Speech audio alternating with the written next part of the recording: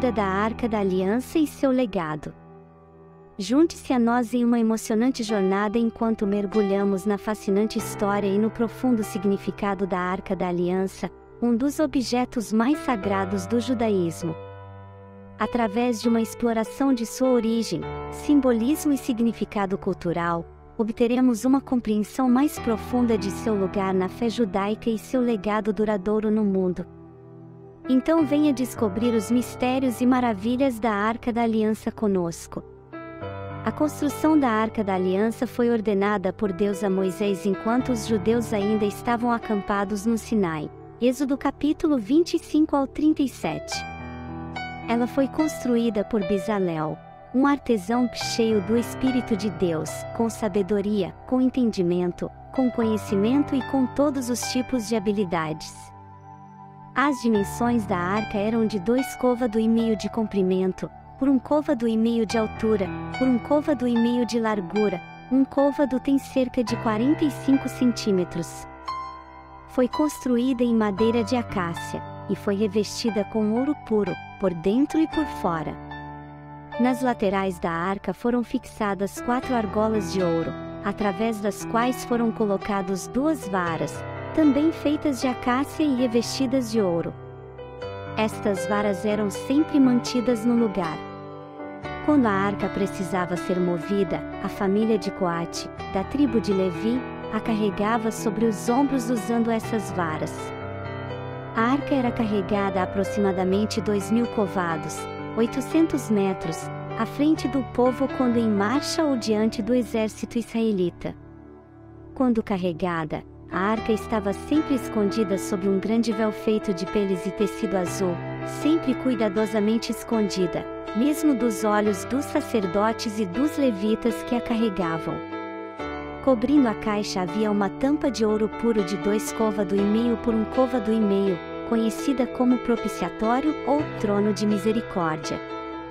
Fixados à tampa estavam 2 querubins esculpidos, também feitos de ouro puro.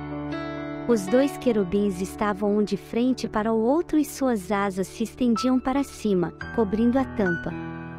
Dentro da arca foram colocadas as 2 tábuas com os 10 mandamentos, a vara de Arão e um pote de maná. De acordo com a lei que Deus deu a Moisés, somente o sumo sacerdote poderia entrar no Santo dos Santos, e somente uma vez por ano, no dia da expiação.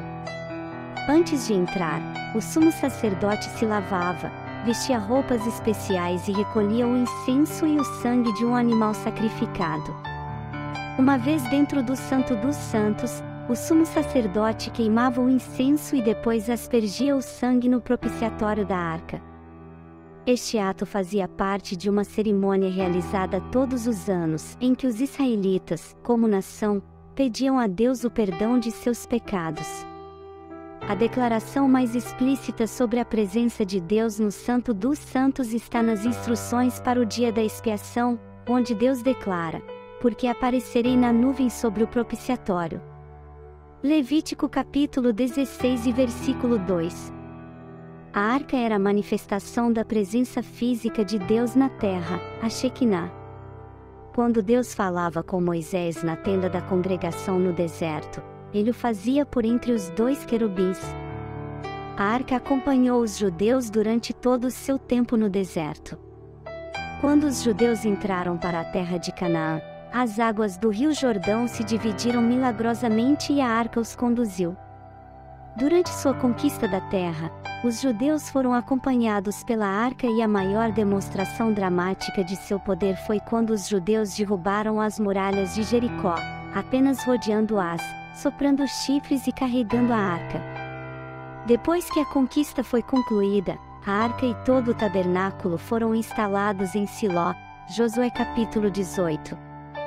Lá permaneceram até as batalhas dos judeus com os filisteus durante o sacerdócio de Eli. Os judeus, após sofrerem uma derrota nas mãos dos filisteus, levaram a arca de Siló para Ebenezer na esperança de vencer a batalha seguinte. Mas os judeus foram derrotados, e a arca foi capturada pelos filisteus. Os filisteus levaram a arca de volta para Asdod, onde a colocaram no templo de seu deus, Dagon. No dia seguinte, porém, encontraram o ídolo caído sobre seu rosto. Depois de substituir a estátua, eles a encontraram no dia seguinte decapitada, restando apenas seu baú, e logo depois, toda a cidade de Asdod foi atingida por uma praga.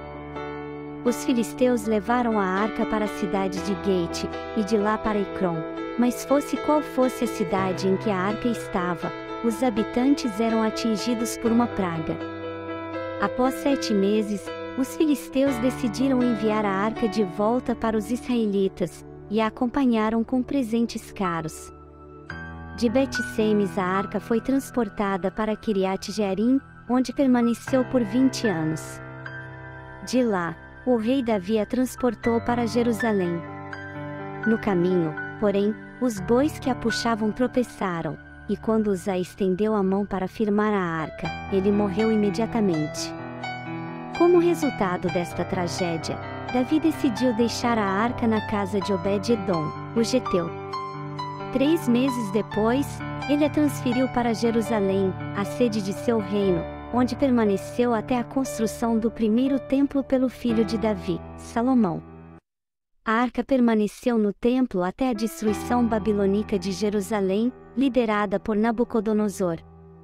O que aconteceu com a arca antes ou depois da destruição do templo é desconhecido e tem sido debatido por séculos. É improvável que os babilônios a tenham levado, como fizeram com os outros vasos do templo, porque as listas detalhadas do que levaram não fazem nenhuma menção à arca. Enquanto Jesus estava pendurado na cruz, o véu em frente ao Santo dos Santos rasgou-se de alto a baixo. Ao rasgar o véu, Deus mostrou claramente que as pessoas não precisavam mais de uma barreira para impedir o seu acesso a Deus. Hebreus capítulo 10, versículo 19 e 20 diz: Portanto, irmãos, temos plena confiança para entrar no Santo dos Santos pelo sangue de Jesus, por um novo e vivo caminho que ele nos abriu por meio do véu, isto é, do seu corpo. A Arca da Aliança permanece como um poderoso lembrete da importância da fé, obediência e o legado duradouro da presença de Deus entre seu povo. Junte-se a nós para explorar a riqueza da história e tradição judaica. E não se esqueça de curtir, se inscrever e compartilhar nosso canal com outras pessoas.